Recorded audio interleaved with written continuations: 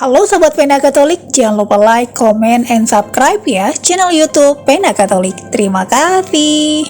Bapak Corwin Lau, seorang mantan pengusaha sukses dalam bidang internet yang menjadi imam Dominikan, membawa pesan harapan kepada industri teknologi.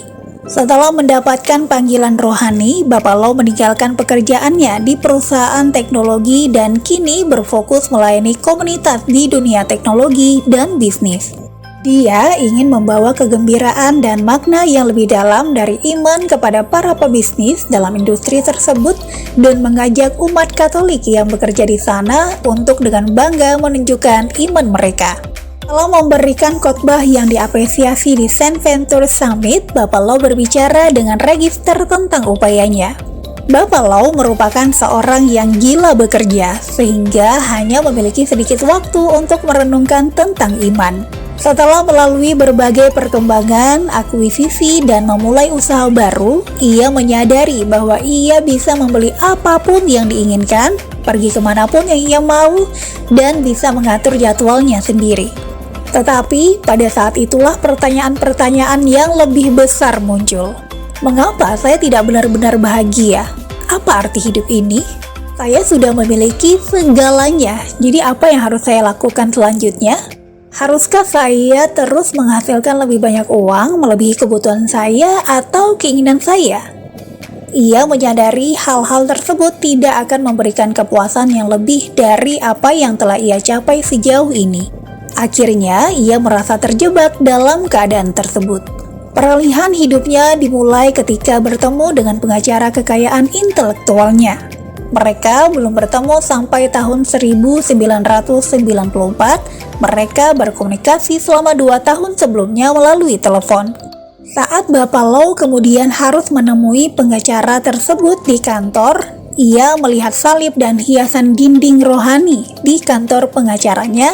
Dia merasakan sesuatu yang khusus dan bertanya tentangnya, dan sang pengacara menjelaskan bahwa itu adalah pengingat harian tentang siapa yang memiliki kuasa atas segalanya.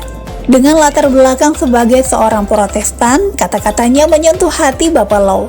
Itu membuatnya bertanya-tanya mengapa Tuhan tidak pernah hadir secara teratur dalam hidupnya. Momen itulah yang menjadi awal perjalanan Bapak Lau. Selama 5 tahun berhubungan dengan pengacara dan keluarganya, ia menyadari bahwa iman, keluarga, dan pekerjaan adalah prioritas utamanya.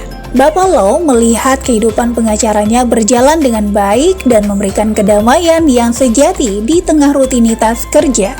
Itu membuat ia tertarik untuk menjelajahi dan kemudian membagikannya dengan orang lain. Pada tahun 1999, Bapak Lau pergi ke Roma bersama pengacara, 2 anak laki-laki, dan mertuanya.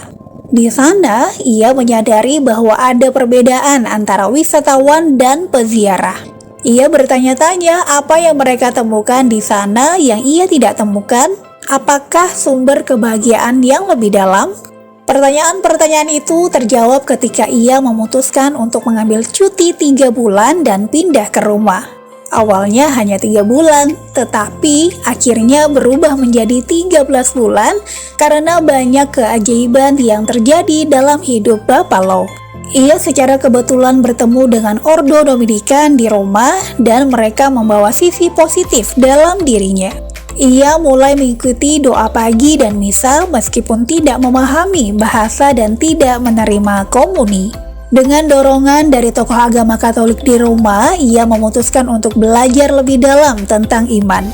Pada tahun 2001, Bapak Lau menerima sakramen di Gereja Dominikan Basilika Santa Sabina, dan itu merupakan salah satu hari terbahagia dalam hidupnya.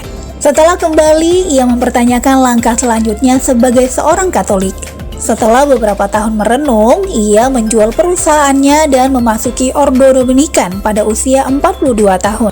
Pada tahun 2014, setelah 8 tahun pembentukan, Bapak Lau ditahbiskan menjadi imam.